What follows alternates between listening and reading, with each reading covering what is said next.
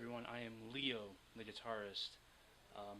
First of all, Happy New Year. Welcome to 2017.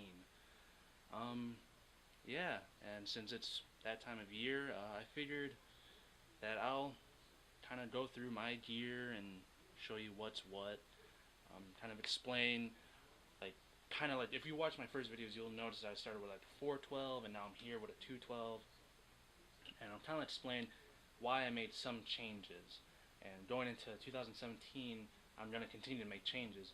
But kind of like right now, I figured out my main rig, I guess you can say, like my live rig.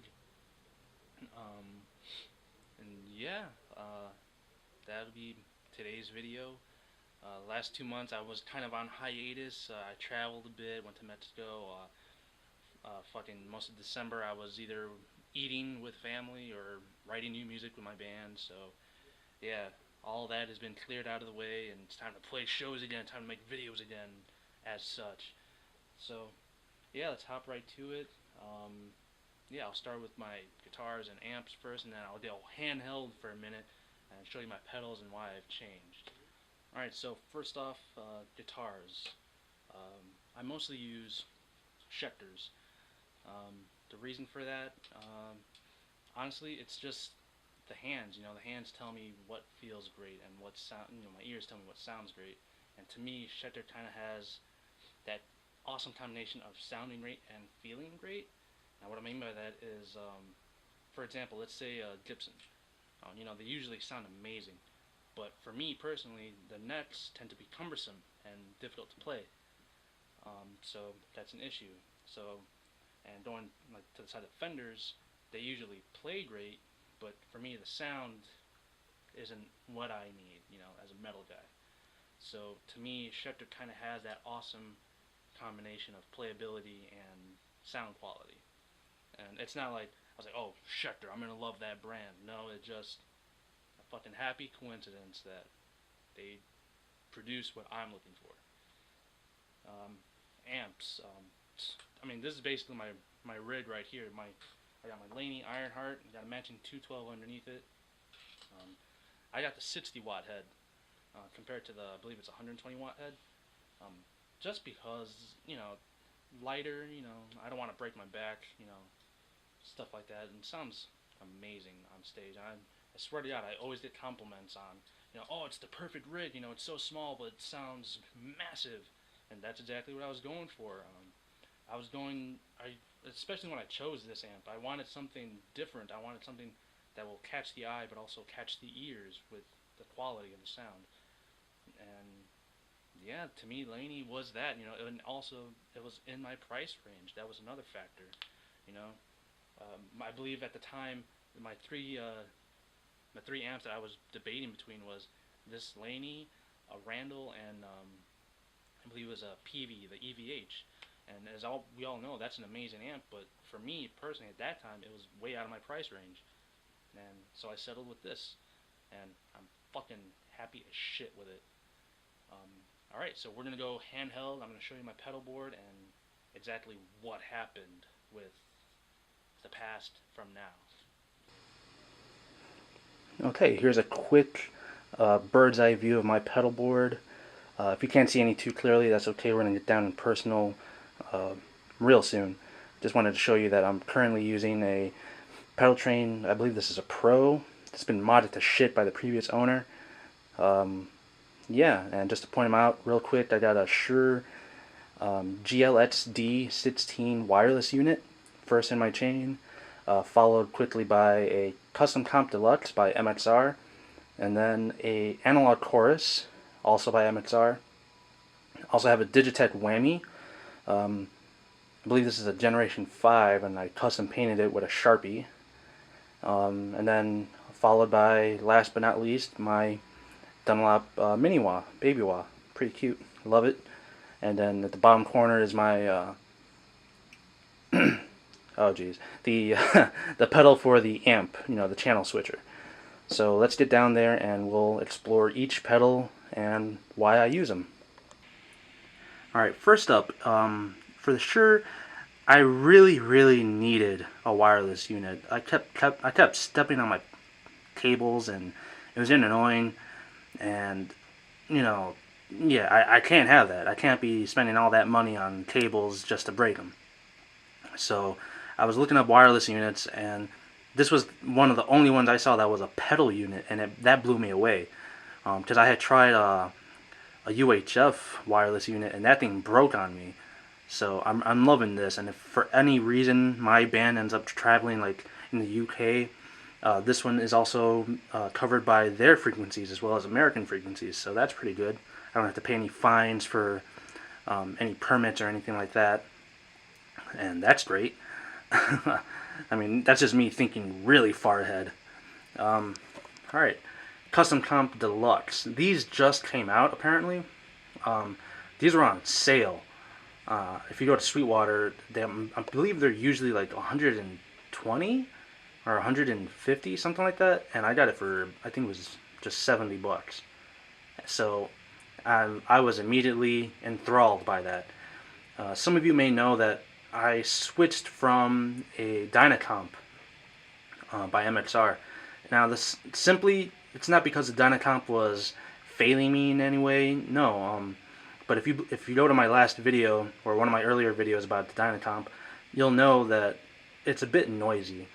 This one, this Custom Comp Deluxe, it's absolutely quiet, and to me, it's beyond amazing. Like Dynacomp was mind blowing. This is just a whole other kind of cosmic level of compression, and yeah, I'm happier for it that I have it. Let's see. Chorus. I don't use very many modulation effects, mostly because my music doesn't call for it as much. But when it does, like say if I go clean, I like to add a little bit of chorus just to give it some depth and just make it a bit more interesting. Yeah, that's really the only reason I got this. You know, it's incredibly versatile too, which I love.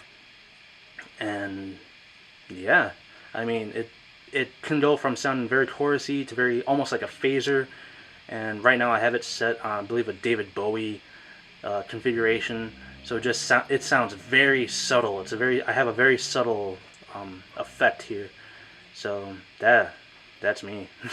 Also, and when I want to give my rhythm sections a bit of an like, make it sound a little bit beefier, a little bit, you know, a little bit more oomph, I'll add some chorus to my rhythms. Again, it's just to add a little bit of beefiness. Now, here we go. I know you guys are probably looking for this. So this is the Digitech Whammy. I custom painted this black. You'll see I have a really butchered Metallica decal. I believe it was made with a silver Sharpie. This bad boy is awesome. Yeah, I use it for, you know, my other guitarist, he likes to use a 7-string sometimes, and I'll use this to kind of match him, because I don't use a 7-string, at least not yet. And I'll use this to kind of drop down to B, you know, for the lower parts. So that's pretty cool. And also, you know, I mean, what can I say about this pedal that has not been said? You know, it does so many things. I'll have to make a separate video on it just by itself. But just know that it's very amazing. I think it's like an essential pedal. If you're a serious guitarist and you just want to like have all your bases covered, this is something that you should really check out. Alright, Dunlop Mini Wah. I mean, again, another pedal that needs no introduction. It's basically the Dunlop classic wah, but in a much more smaller housing. And again, it's amazing. I bought it simply for pedalboard space. And yeah, I mean, yeah, I believe I have it stuck in a Hendrix setting, so it sounds really nice. Yeah, that's all I can say about that. So there you have it. That's pretty much my live rig. Usually when I make these videos, I don't always have my pedal board with me. You know, I'll be plugged straight into my amp, usually just because I keep my pedal board at my band's practice spot. But yeah, again, but for the reasoning that I switched from having a 412 to a 212 was not only do I want my amp to fucking match, but, you know, I wanted to be able to, you know, save my back in the process. This is a surprisingly light 212, and it sounds amazing. It sounds massive. And I don't know if some of you may remember my old setup. I used to have like this kind of box sandwiched between my head and the cab, and what that was my effects loop. And I would have, I believe I had a noise gate, a 10-band EQ, and a BBE Sonic Stomp. And not to bash those pedals, those are amazing, pedals, and I love them. But the reason I ended up going without an effects loop, mostly because at the time I was between bands, so I needed my rig to be mobile. I needed to carry as little items as possible while still being able to like show up to some band's practice spot, audition, and sound amazing as well. So I had to completely reconfigure my sound, and since then I've gotten used to playing without an effects loop, and yeah, I'm happy with my sound now. So that kind of goes into a whole thing about the gear doesn't make the player, you know. And again, like some of you may or may not remember, I used to have way more pedals as well. I used to have an overdrive, a looper, um, what else?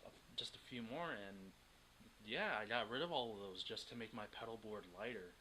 Um, again, it was simply just so I can be mobile. Yeah, and that has saved my back, for shows and for rigs, for gigs, and yeah, I'm a happier musician for it. So I don't know. I want to hear in the comments what you guys are playing with.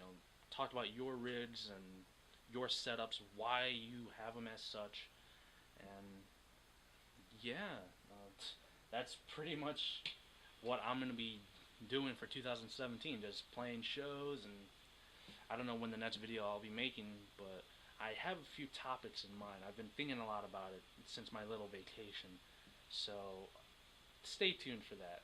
But again, I am Leo, the guitarist. Thank you for watching, and subscribe. Follow me on, what is it? Facebook, Twitter. I'm on Instagram now. Check that out. And if you want, check out my band. I'll leave the description of them in the comments, or in the description, I'll say. And yeah, stay brutal, everyone. Thanks for watching.